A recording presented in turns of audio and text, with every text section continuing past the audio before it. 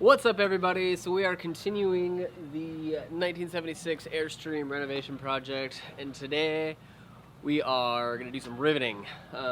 It's starting to go back together, which is exciting. The first thing we're working on today is the door frame, because I basically took every single window frame, the door frame, the access doors on the sides, all those frames off, cleaned them up, got all the gas material off them, and we're going to put it all back together because I want this thing to be basically like brand new.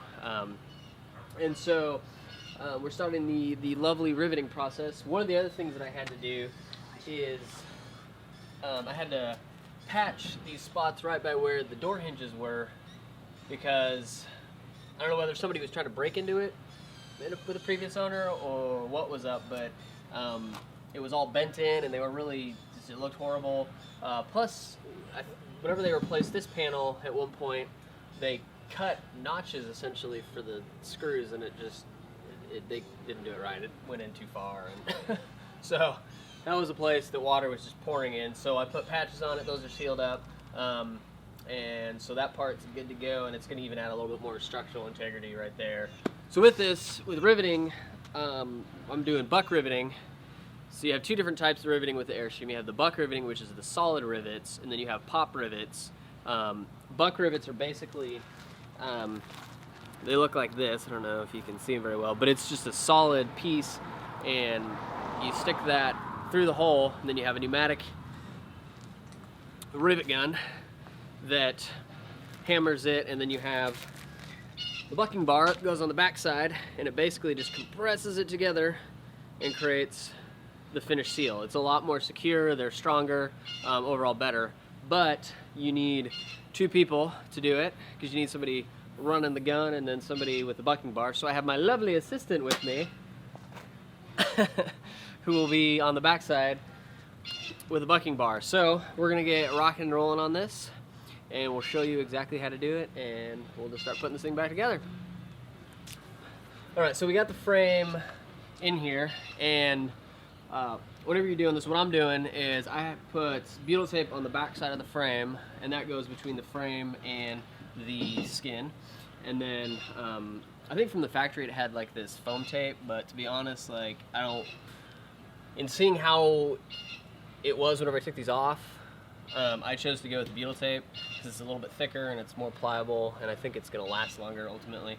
So we got it in there, and then you secure it with cleat-close, and I got them probably about 3 to 4 apart, because you want it to be really tightly clamped whenever you're putting the rivets in, just so you don't have a lot of gap, because sometimes the rivet can expand in between the actual, the two pieces. So you got the two pieces, and it can expand essentially in between there whenever you're driving it, and obviously that's not going to create a good seal. So we got that, we got the holes. I just ran a drill through them of the size of the rivet just to make sure that the gasket material's out of there, as well as just to make sure if there's any slight discrepancy in the alignment that's not going to be an issue.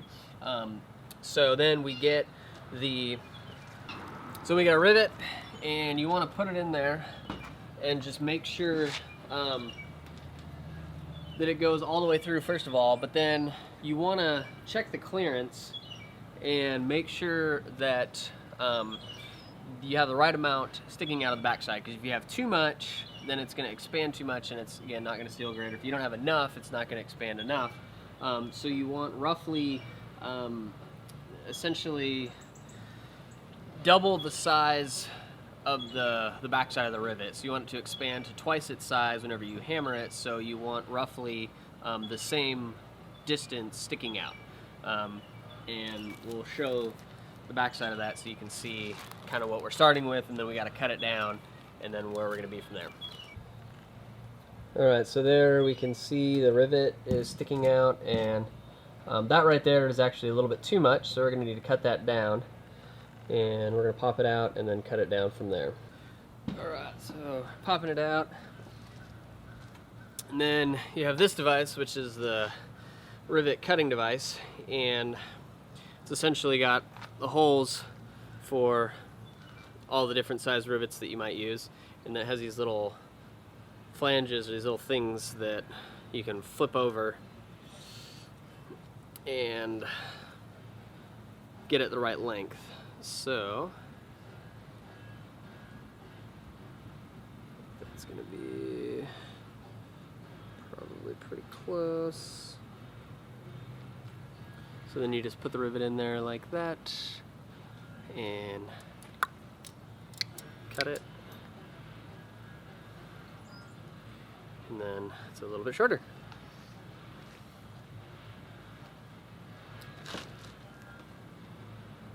All right. And that looks good.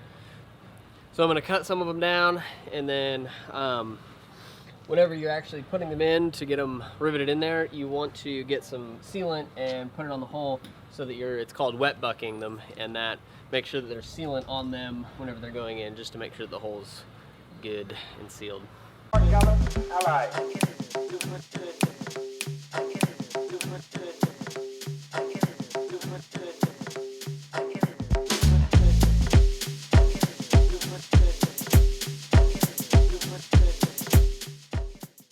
Alright, so we have all of the rivets placed in the holes, we got the caulking on them, and so now we're ready to rivet.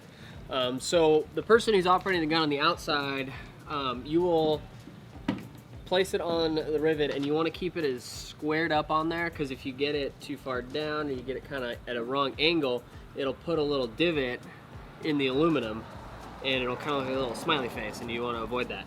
And then the person on the back side is going to just hold the bucking bar. You don't want to actually push on it. You want to be pushing a little bit with the gun, but you don't want to push on the back side, because that can cause it to disform. As well with the back side, you want to keep it squared up on it and straight, so you get an even face on the rivet itself. So we got it set, and you ready? Yep. A little more.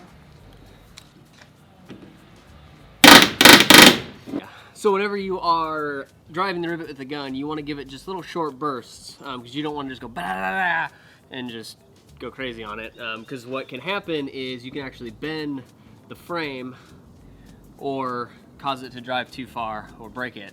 So you want to just give it little bursts, and then the person on the back side will check it and make sure that it's basically like doubled in size from where it initially started. That's your goal. Once you're there, you just move on.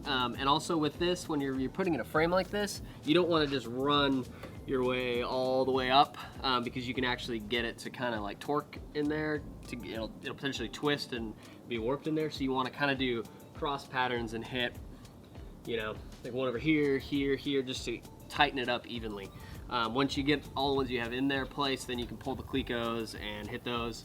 This also has an additional piece on the top here, so I want to kind of pull it in a little bit and then place the rivets in there, because they're going to be a little bit longer, but I wanted to get it pulled in a little bit because this is kind of sticking out a little bit more. So we're going to just keep going on this and then go from there.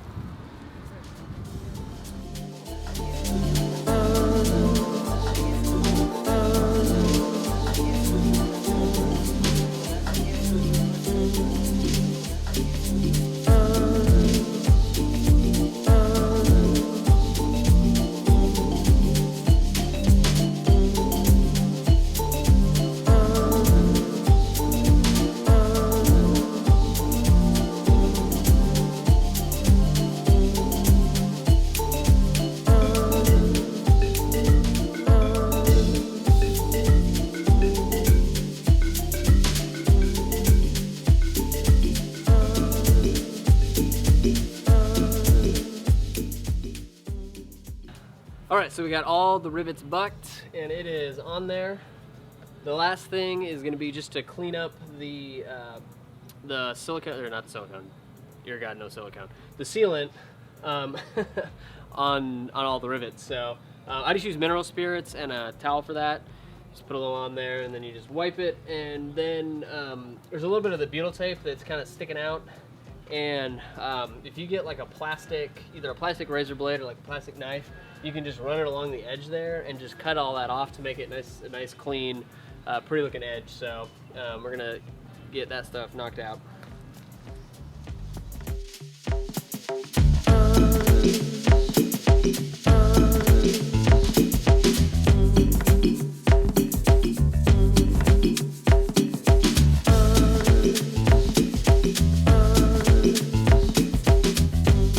it's all cleaned up now, and the last step for me is going to be to polish that frame piece. I've got the rest of the Airstream around that polished to a rough cut.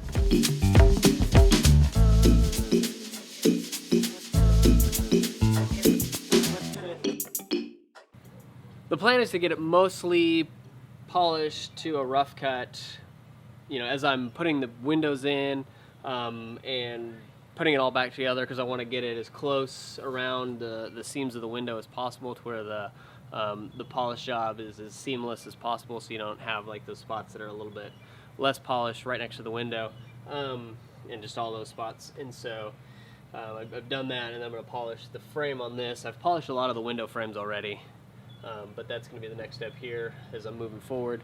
But other than that, it's all done. So hope this video helped you out so you can tackle your riveting job. We have a lot more awesome content coming your way. We're gonna have some really cool things coming up. So just stay tuned as we continue the Airstream project, as we start talking about some other cool projects and just the direction that this channel is going to be going in moving forward. So if you haven't already, subscribe to our channel, and I know you're not going to be disappointed. Have a good one.